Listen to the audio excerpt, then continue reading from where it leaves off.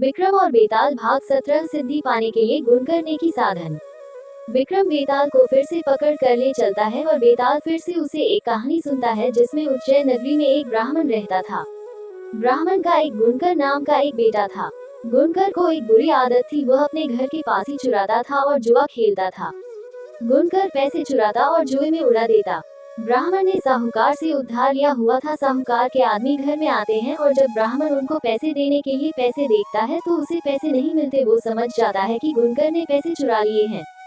साहूकार के आदमी ब्राह्मण को मरते हुए साहूकार के पास ले जाते हैं। साहूकार ब्राह्मण को बंदी बना लेता है और उनके परिवार से कहता है कि रकम चुका कर इसे ले जाए, तो ब्राह्मण की पत्नी अपने सारे जेवर देकर ब्राह्मण को मुक्त कर लेती है। गुणकर सारे पैसे हार जाता है। जब वह वापस आता है तो उसका पिता उसे घर से निकाल देता है। गुणकर उस नगर को छोड़कर चला जाता है। गुणकर दार बदर की ठोकर खाता फिर रहा था, उसे कोई भी भोजन नहीं देता है। भूख से गुणकर का बुरा हाल हो जाता है। गुणकर को एक साधु बुरी हालत में देखते हैं तो उसे अपने साथ ले जाते हैं। गुणकर उनसे खाने के लिए भोजन मांगता है तो साधु गुणकर को एक दिव्य पत्ता खिलाते हैं जिसे खाकर उसकी भूख मिट जाती है। साधु गुणकर को गुफा में विश्राम करने के लिए भेजता है।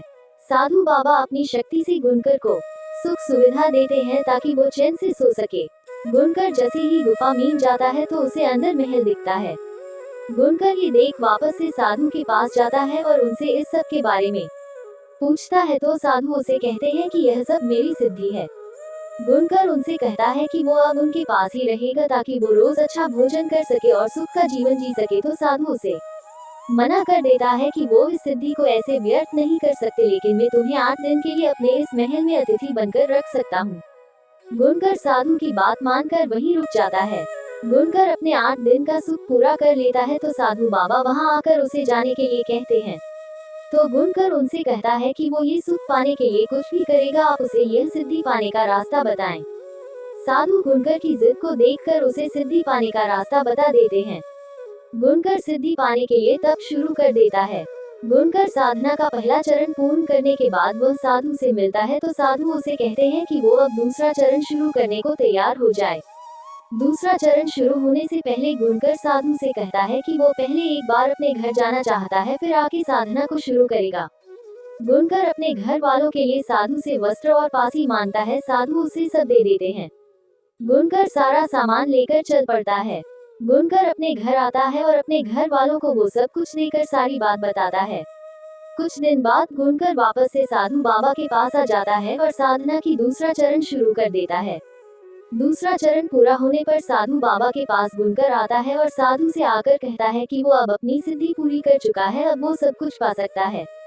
साधु बाबा गुणकर की बात सुनकर उसे अपने लिए भोजन लाने को कहते हैं तो गुणकर अपनी सिद्धि का इस्तेमाल करने की कोशिश करता है, लेकिन भोजन प्रकट नहीं होता। ये देखकर गुणकर साधु बाबा से पूछता है कि उसे सिद्धि प्राप्त क्यों नहीं हुई। इतनी कहानी सुनकर बेताल विक्रम से पूछता है कि बता कि गुणकर को सिद्धि क्यों प्राप्त नहीं हुई।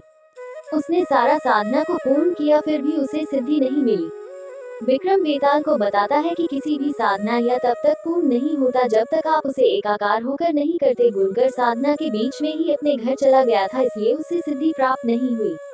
राजा विक्रम का उत्तर सुनकर बेताल उसे कहता है कि तुमने अच्छा निर्णय किया है, लेकिन मेरी शर्त के अनुसार तुम्हें बोलना नहीं था और तुम फिर से बोल पड़े, इसलिए मैं जा रहा हूँ। बेताल फिर से अपने पेड़ पर जाकर लटक जाता है। Subscribe, like, share @joshmayank69।